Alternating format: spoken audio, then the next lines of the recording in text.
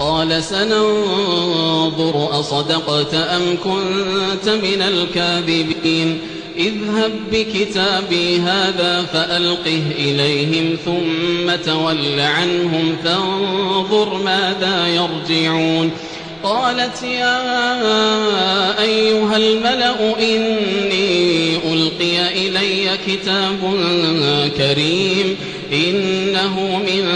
سليمان وإنه بسم الله الرحمن الرحيم ألا تعلوا علي وأتوني مسلمين قالت يا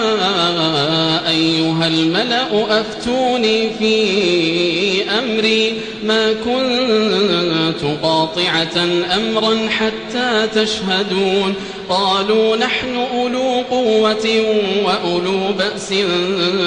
شديد والأمر إليك فانظري ماذا تأمرين قالت إن الملوك إذا دخلوا قرية أفسدوها وجعلوا أعزة أهلها أذلة وكذلك يفعلون وإني مرسلة إليهم بهدية فناظرة بما يرجع المرسلون فلما جاء سليمان قال أتمدونني بمال فما آتاني الله خير مما آتاكم بل أنتم بهديتكم تفرحون ارجع إليهم فلنأتينهم بجنود لا قبل لهم بها ولنخرجنهم منها أذلة وهم صاغرون قال يا أيها الملأ أيكم يأتيني بعرشها قبل أن يأتوني مسلمين قال عفريت من الجن أنا آتيك به قبل أن تقوم من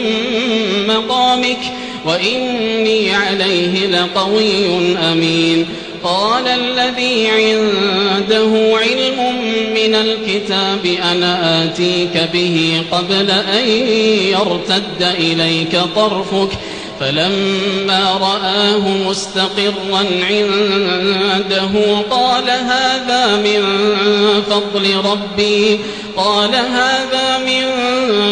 فضل ربي ليبلوني أأشكر أم أكفر ومن شكر فإنما يشكر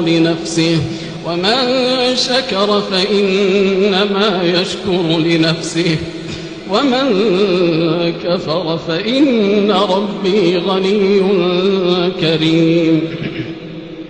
قال نكروا لها عرشها ننظر أتهتدي أم تكون من الذين لا يهتدون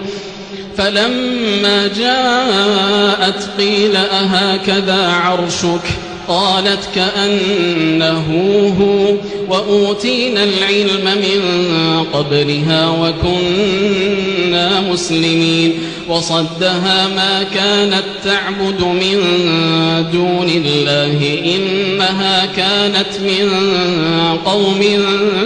كافرين قيل لها ادخل الصرح فلما رأته حسبته لجة وكشفت عن ساقيها قال إنه صرح ممرد من قوارير قالت رب إني ظلمت نفسي وأسلمت مع سليمان لله رب العالمين